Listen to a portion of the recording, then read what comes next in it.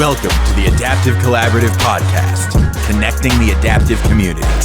Hosted by James Norris, founder of Handy Capable Fitness, and Melissa DeChellis, founder of Adaptively Abled Amputees and Adaptively Abled Fitness. Everybody's ready. Without further ado, I would like to welcome everybody to episode 5 of the Adaptive Collaborative Podcast. James Norris of Handy Capable Fitness and myself, Melissa DeChellis of Adaptively Abled Amputees and Adaptively Abled Fitness, are so excited to have on the show tonight Robert Antony. He is the founder of Limb Possible. He is a care coordinator for Hanger Clinics. He plays on the U.S. Amputee Soccer team. He plays on one of the only stand-up amputee basketball teams, which started through AMP1 basketball, and then inspired him to start his own organization, Limb Possible. He's been on several TV shows. He was on season 9 of the American Ninja Warrior. And when he's not doing all that, I hear he's recently started to train for triathlon. So we have quite a powerhouse with us here today. And I would love for you to share a little bit more about your story for people who may not know you. Yeah, well, thank you so much for that wonderful intro, and I appreciate that. It's an honor to be on the show and to share my story on your platform, as you guys have amazing stories, and I admire what you both have done. You know, and James was Spartan, and you, Melissa, were just CrossFit, so it's an honor to kind of be in your presence. But yeah, I lost my leg when I was 10 months old. So I was born with a birth defect called fibular hemimelia. And my mom at the time, you know, she was really questioning. She was 22 years old and was wondering how and what she was going to do as a mother, raising a son with a disability. She trusted the inside of doctors and amputated my leg. So I only have a tibia bone. And I've had every type of prosthesis growing up, because obviously back then technology was not what it is today. So I was more than a guinea pig, if you will, with certain products and certain things growing up. When I was 3 years old, my house burned down, and unfortunately, I lost my grandmother in that fire, and that caused my mom to have to pick up a second job, and her and my aunt raised me as my father was in and out of my life. So I was always going back and forth to his house with my mom and bouncing around everywhere. And my dad, luckily, he had 6 other children, so I'm one of 7 through my dad's side. So I had a ton of brothers and sisters there, and they would make fun of me. They would hide my leg. They would do everything to give me tougher skin, so that this way, when I got to school, kids made fun of me. At least I heard it at home first, and it didn't hurt as much as when other kids said it. So within that, unfortunately, growing up, I was also a victim of abuse. So growing up felt like I was in the twilight zone. It was extremely hard, and I didn't know what my life would be like, but I knew that when I was an adult and I had control over my life, that I would do something special, and that when I had full control over what I said and did, that I would be a better father, a better husband, a better person in my life. And I made that promise to myself as a child going through those situations. But I never met any amputees.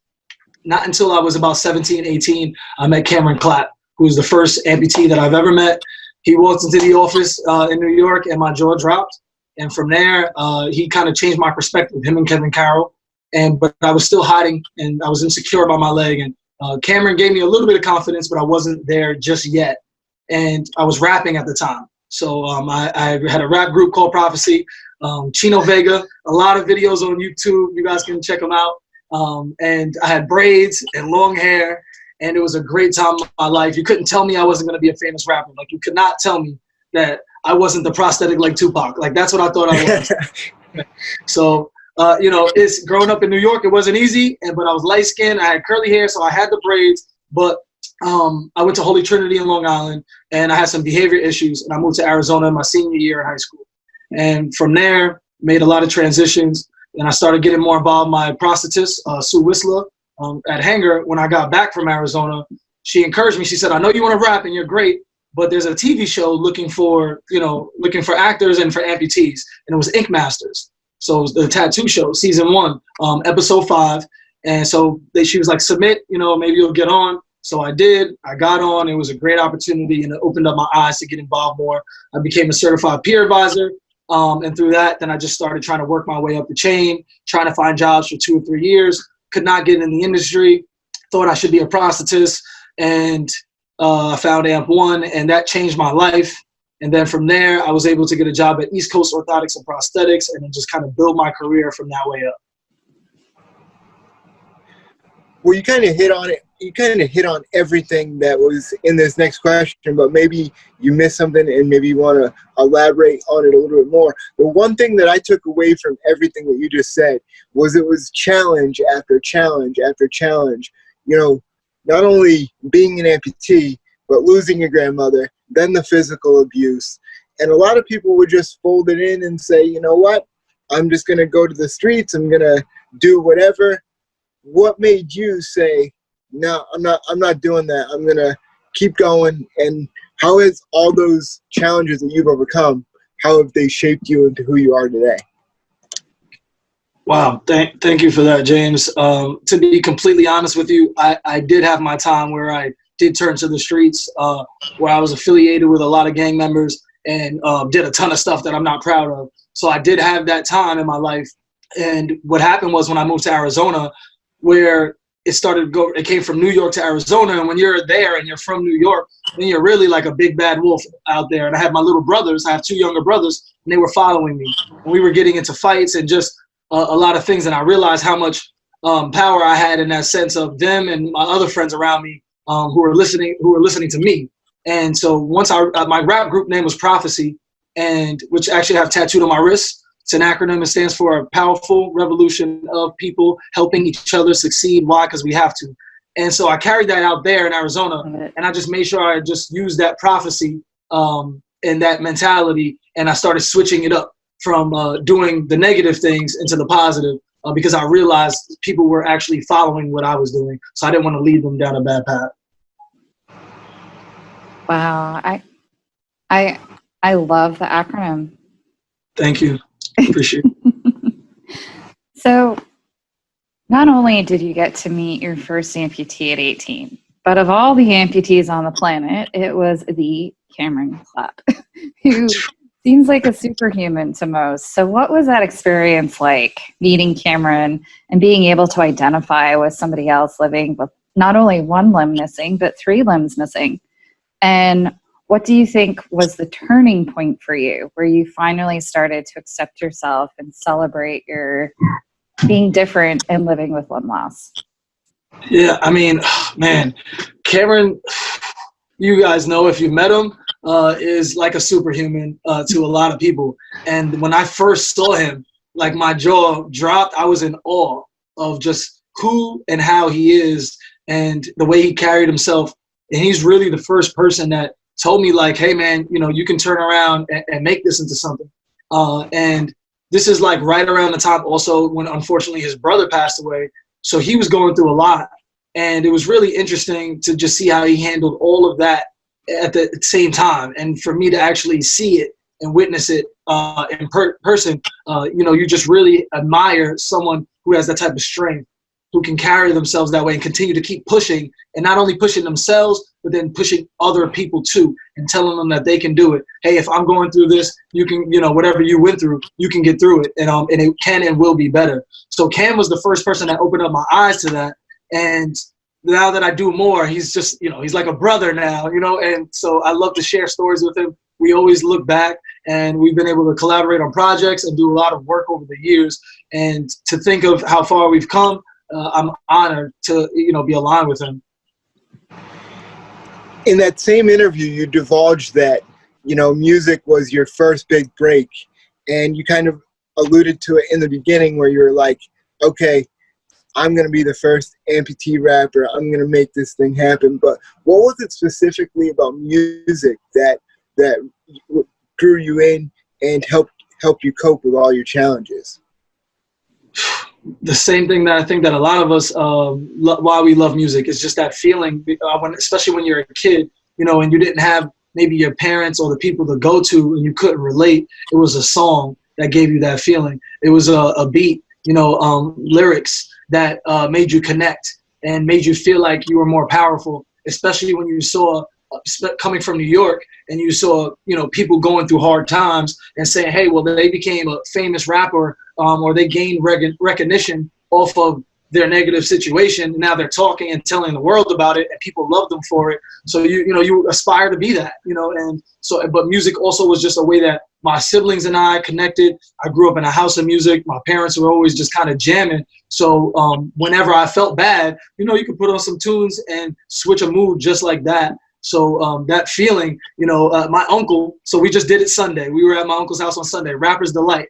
Right, so he's a big old school hip hop head. So I had a cassette tape player back in the day, like '96, and he would make me tapes, for Rapper's Delight. So if you put on Rapper's Delight right now, I can literally rap like the first 10 minutes without stopping because he's put it in my head, So music and that genre, really just kind of allowed us to escape, and that's what it did for me.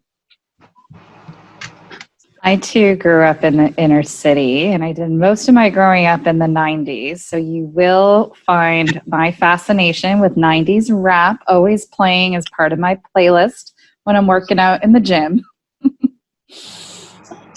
So, Robert, once you started to fully accept yourself and you wanted to be able to do the same for other amputees, you became an amputee peer mentor. What was that experience like, and what has been your most rewarding experience as a peer mentor for somebody else?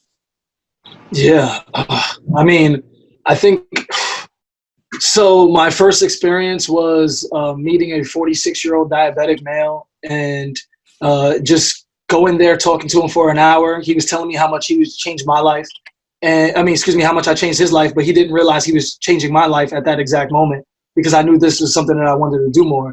And he said, you know what, if I would have met you, I would have amputated my leg 6 months ago. When they first told me that I needed to do this, I would have never let me got that far. He could have been a BK and he had to end up being an AK, right? And it was a tough situation, and that always sticks out to me. And then along the road, just kind of being a patient advocate, a peer advisor, giving people like us or anyone with a disability support has just been a dream come true, because I didn't have that for so long. And every experience to me I'm grateful for, because I get a chance to meet people with, from all walks of life, going through all different types of situations. And as I'm speaking to them, I'm learning about myself. And every instance, I'm having to try to just make sure that I'm comforting them as well, and that I'm listening and that I'm learning. So as I travel now, I've done this professionally, for over 6 years, and been volunteering with my time doing it for over 10. So it's been such a different dynamic each time, and each experience, but I do walk away every day just extremely thankful that I'm able to, do well and do good, if you will, in the sense of having a career and support my 2 children and my wife, as well as making a difference at the same time. I absolutely love that. It's all about giving back, and that's truly what it's all about. But for those people out there that aren't aware of what AMP1 basketball is, can you tell us a little bit about your experience and how that experience inspired you to create Limpossible? 1,000%. Great question. Okay, James, just hit it on the head. I love it. Get right to it. I like it. So AMP1 basketball. So I got an AMP1 jersey in the back hanging up on the wall. AMP1 changed my life. It was just an experience like no other. Going into it, I had no idea it was going to be what it was. And, I'm a man of God. So I just believe that the timing was just amazing, and it wasn't on my time. And because if it was on my time, I was actually supposed to be on the team a year early, but I wasn't able to make it to the city. And then I was getting ready to have my son. So it was just a lot going on at that time, but I ended up going the next year. So I joined AMP1 in 2013, and Scott Odom, Tyler Hyatt, it's just Brian Vincent, they started AMP1. Those are the 3 gentlemen who created it. And they really spearheaded it for so many other athletes such as myself to have a platform to not only play basketball, but to then speak. And that's what we did. We went around and, we spoke at schools. We had a relationship with Nike. So we were playing NBA halftimes. We were at the Nike World headquarters because Richard Ramsey, who was He's an upper extremity, one of the best, basketball players literally in the world. And we had a great relationship, and it was a era that just won't be forgotten. And my third trip with AMP1, we were focused on basketball, and we wanted to show people that amputees can play full court basketball just like anybody else in their prosthetic leg. We didn't have to be in wheelchairs, that we can do this. Full court basketball, 4 quarters. That was the mission. But we were also using our platform to speak to kids and motivate kids. My third trip, we went to Indiana, and we spoke at a church.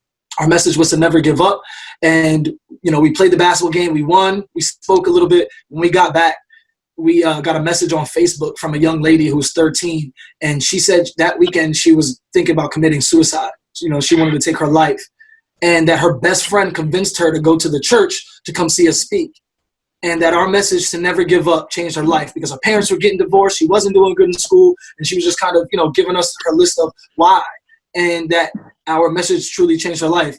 And right then and there, my mind exploded. And I said, hey, I love basketball. I love sports. But speaking this is a calling. There's a reason why we're doing this. And there's a reason why we're doing it this way. So I was a part of AMP1 up until till 2018. And so 5 great years. And then from there, the founders, they weren't a part of the organization anymore. So Tyler, Scott, Brian, they actually all walked away. And it was a lot of just different changes. So I decided to kind of step away myself, create something that I can kind of stand behind, that I had full control over, to be completely honest. And to kind of just make sure that I'm doing the right thing by everyone. I didn't want it to just be about basketball. I wanted to be all inclusive. And so that was the vision, and that's what we're doing. Amazing. So your athletic accolades didn't just stop at basketball. You've pursued the Paralympic amputee crutching soccer team, and you played on the national team. You are also playing para-sit volleyball. You've competed in para-Spartan races, and now you're training for triathlons. That takes such extreme dedication. Tell us a little bit about what it's been like to train as a para-athlete and what motivates you to continue to raise the bar for both yourself and for others. Whew, love it. I love it. Great question. Being a para-athlete, so growing up, I didn't know any sport of anything that consisted of someone with a disability. So I played with able-bodied athletes my entire life. That's just the only way that I knew how to play sports and that I knew that was available to me. And once I found para sports, if you will, I started going crazy. It was just not, I'm going to be completely honest with you. We all know how it is. You just kind of get drunk off of being around your people, having fun. Yep.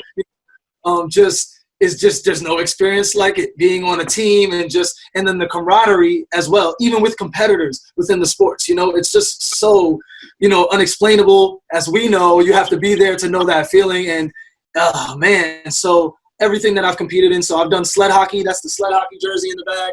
Obviously, I'm on the USA Amputee Soccer team. I've done wheelchair softball, stand-up amputee basketball. Yep, I've played on the development team for USA sitting volleyball, and went to the Nationals last year. Last year did the World Spartan Para Championship. James, what's up, man? We got to get in there next year, right? Next year, hopefully. Heck yeah, man. Let's make it happen. I think James has convinced me to join you guys. So let's make it happen. Yep. So all those sports are amazing, and just being an adaptive athlete. Once I found adaptive sports, I fell in love. And I'm 33 years old and trying to figure out how I can play till 53. Like, it's just just trying to do great things, and because I love to compete, and it's just so much fun. So the biggest thing is also showing that my children that anything is possible, and they're young. My daughter right now wants to go to the AMP Olympics for gymnastics. All the time, Olympics. And so I don't want to correct her. Like, I don't know if that's wrong, because I do, tell her Olympics, but I think it's real cute that she's saying AMP Olympics. So, but she wants to go to the AMP Olympics for gymnastics. But so for me, my new goal is, so USA Soccer, we play, but it's not a Paralympic sport. They only allow 3 soccers in. So they have blind soccer, motorized wheelchair, and I forget the third, CP soccer, I think. But so we have been fighting to get, amputee soccer on the Paralympic card, and try to replace one of the three. So it's been a big battle. And so for this year, I have a lot of friends who are gold medalists, who have competed at the Paralympics, who have helped me push and decide to go and now compete for triathlon. So right now, the only problem is there are no races, so I can't really get any times. So that's a little bit of a struggle. But I'm just training and waiting for the moment, because the moment's going to come, and when that moment comes, I will be ready. And so I'm just kind of putting in the work. I don't know what happens. First objective is to make the team. Second objective is to beat the world. So, one step at a time, or one hop at a time, if you will. Man, you got me ready to run through a wall. And I haven't run a day in my life, but I'm ready to get up and do it. But listen, this next question, I'm really curious to see what your response is to this. You've been on several different TV shows and been exposed to a lot of different people. How has the able-bodied community perceived you going into these shows, especially something like American Ninja Warrior, where they're like, they've probably never seen anything like that before? And how have you seen their perception change afterwards, if any? And who are we talking about specifically? Just people around me, or just able-bodied people? Like when you showed up on the set of American Ninja Warrior, and So I mean, able-bodied people in a lot of these sports, they're in awe, and I still don't realize why sometimes, but obviously it's just different to them. But because I just do them and participate, and to me they're normal. It is interesting that I can tell someone, hey, this is what I do, and it's cool. But then when they actually see me whip out crutches, or a video on a pitch playing soccer with one leg on crutches, they're like, wait, what? And my son, when I got him to play soccer his first year last year, when he turned 6, he was like, where's everybody's crutches? And I'm like, dude, you don't play this way. You don't play on crutches. So people are, they call us an inspiration. And it's funny because we have that, that joke. Some of us had that inside joke, you're such an inspiration, but it's good to show people that we can do anything. And I use sports to show people what I can do instead of what I can't. Absolutely love it. So I'm going to do an off-the-cuff question here. Cool. It seems like you have instilled that competitive nature in your children, and I bet you've been an incredible role model as a father. I am getting ready to start my own family. So what advice can you offer to me to help raise the strongest, most resilient kids that are going to be able to be the most accepting of anybody in any walk of life, the way you have with yours? Absolutely. It's a great question. And of course, congrats to you and trying to build your family. It's a lot of work, and it's great to do it after quarantine, because having my little ones home during quarantine was an interesting situation. But I think it is, so my mom, the one thing that my mom did was she just repeatedly drilled things into my head. She still does it now. Like, I'm 33 years old and she's still telling me to stop cursing, so it's the repetitiveness, I think, of being a parent, because you're tired and you're annoyed of repeating yourself. But children are children. A lot of the times they're seeing and hearing and experiencing life for the first time, when we might have seen what's happening 100 times. So repeating things and repetition, I believe, is the key to trying to tell my kids, because it's almost like brainwashing, if you will. They're going to follow the habits. If you tell them to believe in one way, this is what they're going to believe ultimately, and then show them with action, right? So I don't just talk about working out. My kids know I'm working out all the time, every day, all the time. Back at it. Oh, you're working out again? I have a gym in the garage. Put a gym in the garage. Everything. They know. Oh, Daddy's going for a run, so they know, and that's it. So trying to show them as well, so that, like, if I'm pissed off, if my wife and I get into an argument, try to go for a run opposed to having a drink, right? Just to kind of show them my reaction. But we all do the wrong thing too. I'm screaming at my kids now because my patience is running very, very thin. But, trying not to do that as much, if you will.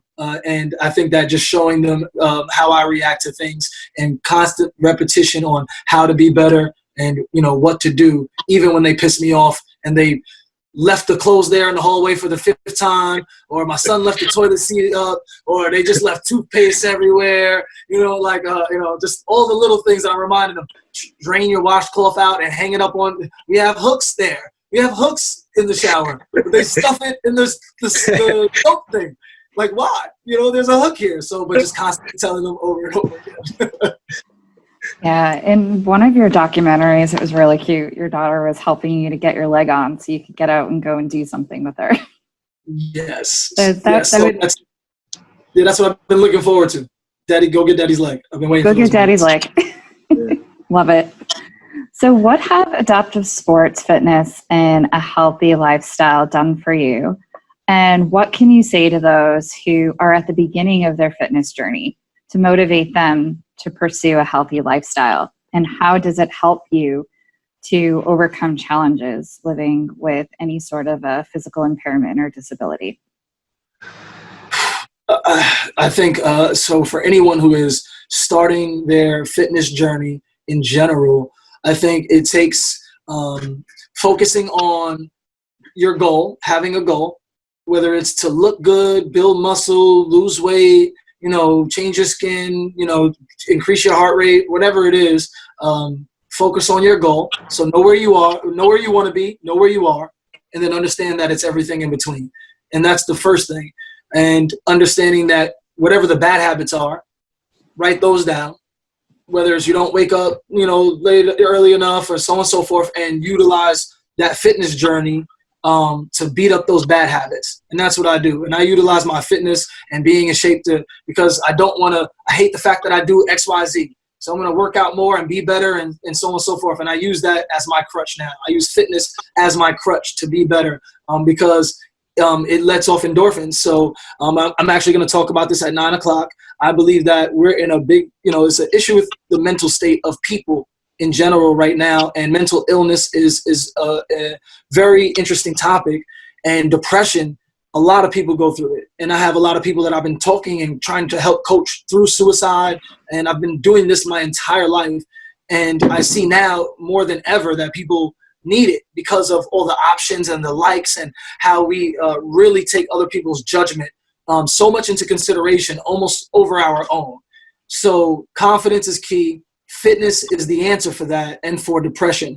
And fitness more than drugs. Before you go to your doctor and they prescribe you a pill, I urge you to try to take 3 or 4 days and work out first, and incorporate that into your routine and make that a habit first before you start taking drugs and medication because fitness will do something, wonderful for you. And it releases, serotonin on its own, which is a mood booster. That's what happens when we do that and those endorphins. So the fitness journey for me, along with finding my faith, honestly, more so than ever, has just been incredible. And I just want to share it with the world. And I feel like everyone else should do it too. But I 110% agree with what you just said there. It was absolutely awesome. I love how you hit on mental health because that's something near and dear, close to my heart. But when you're not doing stuff with Impossible, you're not speaking, and you're at your day job, so to speak, with Hanger as a community care advisor, can you explain what you do and how your personal experience has helped you? Yeah. So I've built my entire life off of my personal experiences. And so when I'm at Hanger, I cover 8 offices from Long Island all the way to White Plains.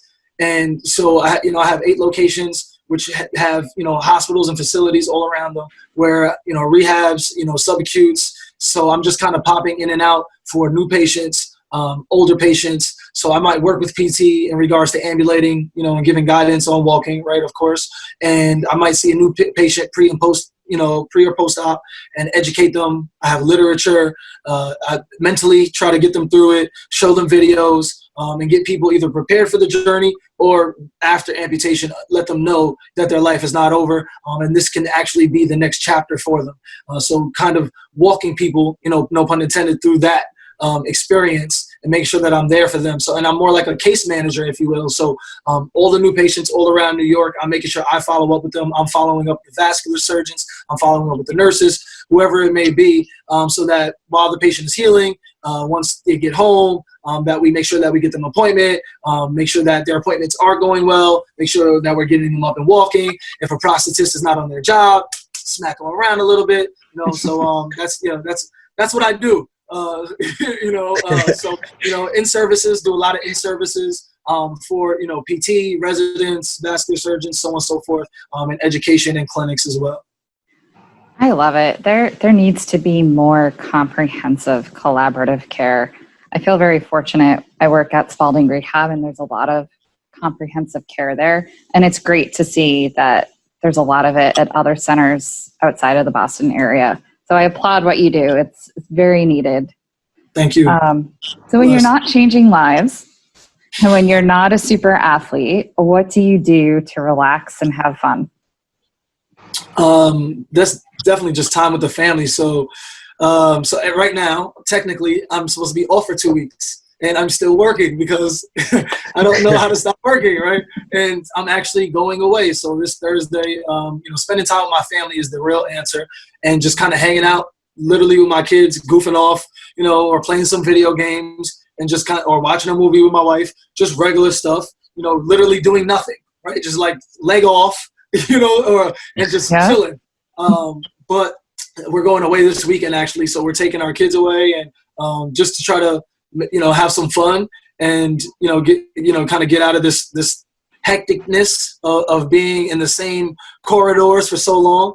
And so that's going to be my downtime, so where I can decompress, but I'll still be doing some Zoom calls. I got meetings so that we can't miss, what I mean, in between. So, but it will be downtime, and my business partner's on here. So he's like, really, I need you to take downtime. So he's like, so I'm going to do a little bit of that too, for sure. Spending time with the family. Awesome. Soak it up and enjoy the moment. Yeah, for sure. Now, I want to dip back into your athletic side a little bit. Now, you were obviously training for the Paralympics due to COVID. That has been canceled and pushed off to next year. Now, do you see that as a disappointment, or do you see it as an advantage because now it gives you more time to get ready? Oh, James, such a great question, my brother. Or is it both? So for me personally, I see it as a disadvantage for everyone else and an advantage for me, because if I would not be going to the Paralympics, I don't know if I'm necessarily even going next year, but I would not be going if it was this year. I only made the decision because of COVID. Because I don't know if you guys know who Rudy Garcia Tosin is, but he is a very, very good friend of mine. He's like a brother of mine. And, he's a gold medalist and a silver medalist and a bronze medalist. And so we've had a lot of talks. Him and I just got back from Africa together right when COVID hit, in February. And so he decided he said he's going back. He said because of COVID, I'm going to make a run for it. And I said the same thing. I said, you know what? This is my time. I've been thinking about doing triathlon for like 4 or 5 years. And this is just my time, because now all trips have been everything. Usually I'm going at a mile a minute, like I'm talking, right? Like that's how my life is too. So, right now I'm a little stiller and I can focus on training, and I feel like it's a sign. So I've used COVID as motivation to train for next year, and that's what I feel the purpose is. So whatever happens, but I'm giving it my all. And Rudy's giving me his bike, actually. So he gave me his triathlon bike. He was like, "Are you gonna do this?" I'm like, "I'm gonna do this." So I went to his house, picked up the bike, having that type of support is amazing. And a lot more to come, and just trying to be the best version of myself. But COVID has been an advantage for me, and hopefully will continue to do so in the future. Wow. You kind of answered my next question. My next question was, how has COVID affected your training regimen? And it sounds like you just got after it. No, not necessarily. The first 8 weeks, I didn't do anything. No exercising. I did 0 first weeks, and that's what led to this. Of doing nothing. So I'm that type of person that, we all need that downtime and being in that dark space, but I can never be there too long. So a lot of times I use that as growth, like almost being a caterpillar, in a cocoon and trying to come out as a butterfly. So first 8 weeks, my wife is a nurse. So she got mandated for 4 days. I have a 7 and a 5-year-old, and they were homeschooling, and then I was working for Hanger from home. So I'm literally like muting, trying to do homework, having a patient call. It was like I was losing my mind. My wife wasn't here, and she 12-hour days, not like she's out for 8 hours. Then she's 4 days a week, 12 hours a day. Can't hug the kids, coming through the side door, changing as soon as she comes in, doesn't want to sleep upstairs because of the whole situation. It was a nightmare. I was depressed. And to be completely honest with you, and I was drinking during the day, this and that. It was too much.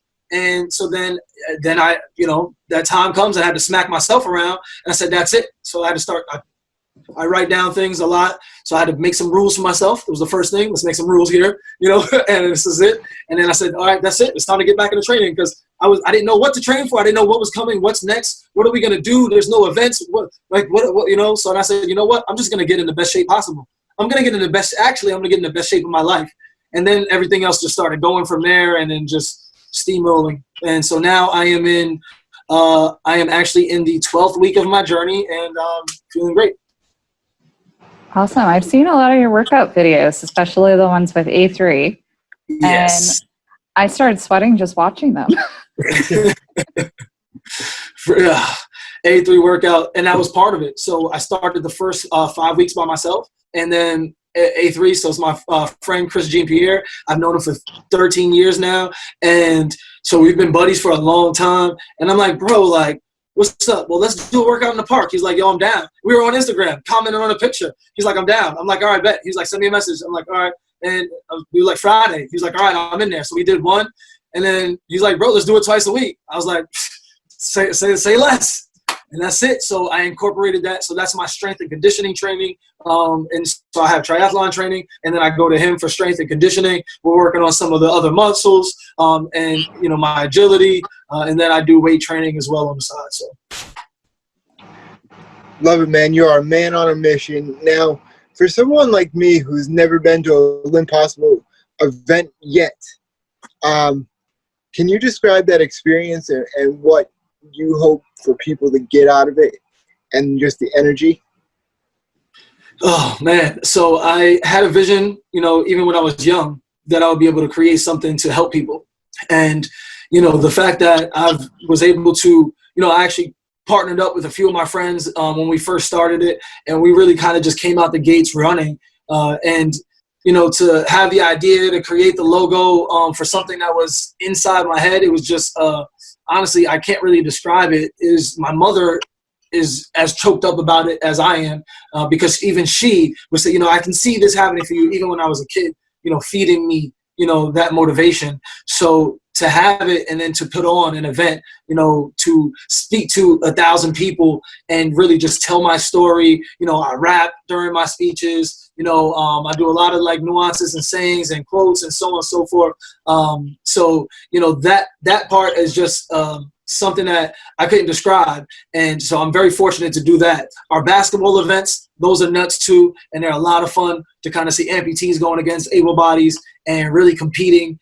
A lot of fun. So, and especially I'm very lucky that, so I have a sponsor in Brooklyn, Game Over, Eric Hicks. He's been very, very supportive of Impossible since day one. Has given us a platform. So. Amazing. So getting a little down in deep here at the Adaptive Collaborative Podcast, we believe in our 3 Gs, which are gratitude, grace, and grit. What role have they played in your own journey, and why? Wow, I like those 3 Gs. Interesting. I think that they all play a huge part, even currently, in my role every day. Because as a father, as a professional in the prosthetic industry, as an athlete, gratitude, grace, and grit, you have to keep all of them through each endeavor, right? You have to be humble, and smart and caring and understanding, but then you also have to be hungry, so I actually even like the order that you have them in, to be completely honest, because that's what it is. At the same time, you always leave with nice, but you have to be hungry and continue to stay hungry at the end of the day, but also humble yourself no matter what's going on. So no matter what happens, continue to just try to strive for more. And if you're always trying to be better, then you can always just keep that gratitude, that grace and grit, and stay a student of the game. Love it. Now I'm gonna give you a really tough question. I saved this one for last, so I hope it kind of lives up to the billing. But what is the best lesson that you've learned in life thus far? The best lesson that I've learned in life thus far is faith. Faith. I'm coming back around to it. It was taught to me as a child. It was put in my head as a child, and I got away from it for a long time too. And as soon as I came back around to it, everything else started making sense. Like literally the light started opening up. It was just completely weird. And even when I thought it wasn't, it was. And it's just funny how that happens.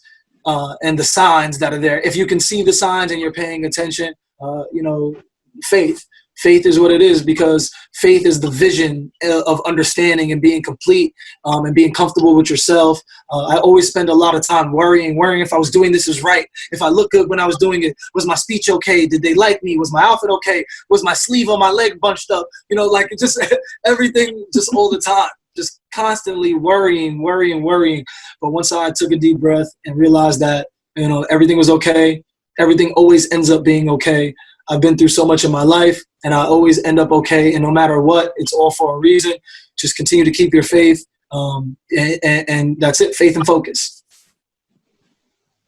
So, what is next for you? What do you see in the next 5-10 years? So I have a huge 5-10 year plan. A lot that I won't even say, but got some things in the works. But right now, down the line, hopefully next year, again, triathlon. So, I have a lot of plans, but I don't want to start offsetting, because this is a goal that I have to try to stick to. But also, trying to drum up my book, which is something that I'm working on. And it's not actually about my life. I'm not there yet, but I do have a book that I've kind of been working on.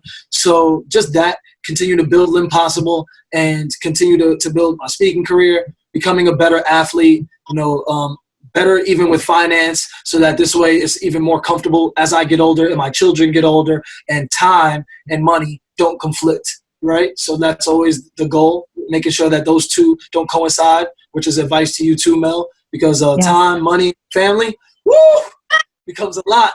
Start burning that candle at both ends, So, but, that's it. So for me, it's just trying to be better. Trying to be in the best shape as possible, continue to build my career and build my children and my family to be the best. So I can't have a set goal. I just want everyone to be better. Awesome. And how can people connect with you?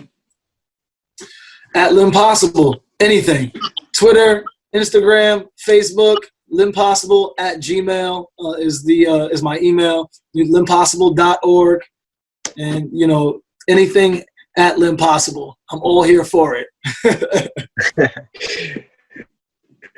Listen, Robert, I want to thank you so much for joining us. We just have a few more minutes left, so I want to turn it over to the audience, see if we have questions for you. And again, thank you for joining us. I appreciate you guys, and thank you so much for having me. So if you have questions for Robert, would be the time to unmute your mics and shout him his way. Okay. Good evening. Thank you so much for sharing your story. Inspirational. I'm not that far off in you from age. I'm 32. I grew up playing basketball. I didn't rap, but I listened to rap music. I'm a physician. I'm training in rehabilitation medicine. Part of our curriculum and part of what I do is try to help people that have had amputation, whether congenital or acquired. And so it's interesting for me to learn from you, which is what I try to do, learn from everyone. But it's interesting to learn from you, as I can see how we both grew up in the same time, liking similar things, and you're inspiring people from your end. So for me, as a physician who's going to be caring for the people that you seek to inspire, and you know, maybe even you one day. I wouldn't be able to tell anybody because it would be a HIPAA violation. But you know, just in general, right? Like, what can physicians do better for people that listen to Limb Possible? Because there's definitely a lot that we can do better, and you know, hopefully we'll always get better and better. Wow. First of all, Jonathan, thank you so much for just tuning in and sharing a little bit of your story and asking a phenomenal question. I really appreciate it. And that was pretty funny. The HIPAA violation thing really got me, man. It's pretty funny. So yes, I think that the biggest thing that I say is in any regard, you know, not just Limb Possible, just any organization. There's so many people here who belong to so many amazing organizations. I think what we all really want is to help people. And then those people help people, right? So, you know, because when I meet someone and they're in the hospital and they just went through an amputation, a lot of times I tell them, I say, you know, obviously this is a tough time now, but this will really make sense in a year and a half from now or 2 years from now when you meet an amputee or someone who's just going through an amputation and you can help them through that situation. That's when it all starts clicking for you because you're like, oh, I'm going through this, you know, I have a purpose. You know, it's interesting. There's a young man that I know who had meningitis. He's a quad, and he's 16 years old. We were doing a support group at Camp No Limits, actually. And he said, you know, a lot of kids my age, you know, are searching. And, you know, I have my amputations, and I feel like I have a purpose. And, you know, my limbs were taken away, but I was given a purpose. You know, there's some kids who are able-bodied and they are searching for themselves. And that really stuck out to me. I try to tell anybody that story anytime I can because, you know, this kid is 16 years old, his face, arms, and this is what he's preaching. And to me, that's just courage, you know, and a complete understanding of life at such a young age that most people will never, ever understand. So I think that in regards to you being a physician or a clinician, you're a CPO, or is that what it is? Yeah, so currently I finished medical school. I'm in training in physical medicine and rehabilitation. So we are, you know, generally the physicians who work with prosthetics and orthotics. You know, I get consulted prior to an amputation, so we'll meet an individual. We give our recommendations about whether or not we think it's the right time for it to happen, and then afterwards, you know, arrange for therapy, rehab, emphasizing, you know, function, quality of life. And one thing that I really find enjoyable, and, you know, it's nice to listen to you speak, and one of the reasons why I got into this is because I've found that the individuals who go through this in life, they develop a certain set of skills out of necessity, because your back is up against the wall and it's do or die for your life, basically. And then you develop a skill set that you can then apply to other things. And I think there's a lot of people that might never go through an amputation, or they might never go through any medical issue whatsoever, and they actually end up worse off because they never go through the process of challenging themselves with a fire under themselves, where failure is not an option. So yeah, no, 100%. So still to answer your first question, I just want to say, so I think the biggest thing in regards to, you know, into your craft is just, again, helping people as much as possible, and just letting those people that you help know, now I need you to pay it forward. And I think that we all can relate to any physician, clinician, any of our therapists that showed up to our event or told us about events or pointed us in the right direction. Those are the ones that we connect most with. The ones that went out of their way to told us, hey, you can do more other than me just seeing you here in the office for an hour. Hey, there's a support group. Hey, there's a meeting. Hey, there's a, you know, whatever the case may be, a TV show or anything. When they get wind of things and pointing you in that direction, those are the ones that we, as patients, build the best relationships with. So just be active in the community, and you have your own personal life, but just a little bit, and that will resonate with your patients, I believe. Sure. That's excellent advice. Thank you. No problem. Thank you, my brother. Appreciate the question. For sure. I think Trayvon had a question. Hey, Melissa, I sure do. Hey. Sure. Hey. What up, boy? What's up, Robert? I was wondering if you would recognize me. How you doing, brother? I'm good, brother. How you doing? Man, I'm blessed, man. It was truly a blessing to hear you share tonight, man. So, Melissa, Robert and I actually did the Para Spartan in Laughlin last year. That's where we met. And I tell you, man, I've been following your story. I just kind of peek over to your page ever so often. I say, man, this young man is on fire. I didn't really have a question, man, but I wanted to thank you. As always, man, you're younger than I am, right? So for me, I see a young man that carries a light with him, right? And you have this ability to just give that light freely. So I'll share something with you. I was just up in the mountains of Colorado last week, man, and it was no TV, no radio, no computer, no phones for a week. And the reason I'm sharing that is because it challenged us to really reconnect with our faith and reconnect to God and have some of the conversations that as men sometimes we don't want to have. And man, when I tell you I came back down with some clarity, and I didn't even realize that you were going to be on tonight because you were on my list you and Melissa were on my list to reach out to tomorrow because my situation, living with a brain injury and living with epilepsy, and now I and even in the amputee community, right, I've had my struggles because I don't have leg amputation on an arm. It's just 3 fingers is what people tell me, but what they miss, right, is the mental side of the struggle that I went through for over 2 years. In fact, I've lost over 80% grip strength in my left arm because of those amputations. And so a lot of times the mental side of things, and I always hear you talk about that, the mental struggle with amputation, the emotional crisis that people go through, man. I love hearing you touch that because I'll be honest with you, when I went through, the doctors I saw, they never talked to me about that. So it was my poor wife and my family that had to help me overcome the depression that I had to deal with until I found the Adaptive Training Foundation. And that took me to a whole nother level. So again, man, continue sharing your light, continue spreading that energy of yours. You have a gift, man. And I'm so thankful that we connected, and I look forward to continuing to seeing your story unfold, but I also look forward to you and I sharing a stage one day. So we'll talk more about that. All right. Man, thank you, my brother. Wow. Thank you, man. You just touched my heart. I really appreciate that. For real. That was amazing, and I'm so glad you shared and you jumped on there. And of course, man, you was kicking up dust out there in Laughlin, boy. I was like, oh nah. Yeah, it was a good time. It's a good time. We make sure we do that, brother. I'm always happy to share stage, connect, whatever we can do to spread some positivities and change some lives and make a difference for sure, my brother. But thank you so much for sharing. Thank you. Definitely. Yeah, that means a lot.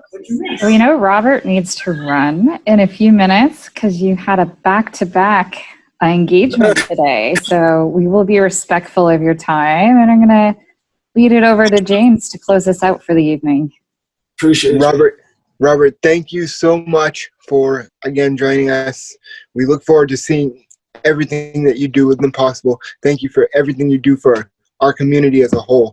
I mean, I think everybody that spoke tonight has really said my sentiments, but thank you to the audience for tuning in. Again, you can look for this on YouTube very soon. Robert, thank you for your time. And next week, we actually have Dr. John, who asked a phenomenal question. So get ready to hear his story and what drives him as a physician. So we look forward to seeing you guys next week. Robert, thank you again. Really appreciate your time. Take care. Thank you guys so much for having me. I truly appreciate it. And I love what you guys are doing for the amputee community. So please keep spreading awareness and having this platform for others to share their story. And it just really means a lot to be on episode 5, which 5 is my favorite number. So I love it. Yes, I have a Tuesday Talks. People, you guys can all join me 9 o'clock. Right now on Limpossible, at Limpossible Instagram Live. I have No Leg, No Problem on there. Josh Smith, who's a above the knee amputee, is a strong competitor. We will be addressing cancer, depression as well, and I do it every Tuesday. So I'm looking forward to having you guys on the show as well, Trey. Let's make it happen for sure. So I appreciate you guys. Thank you so much for what you're doing for the community and having me on. You too. Thank you, Robert. Thank you. Anything's possible. Anything's possible.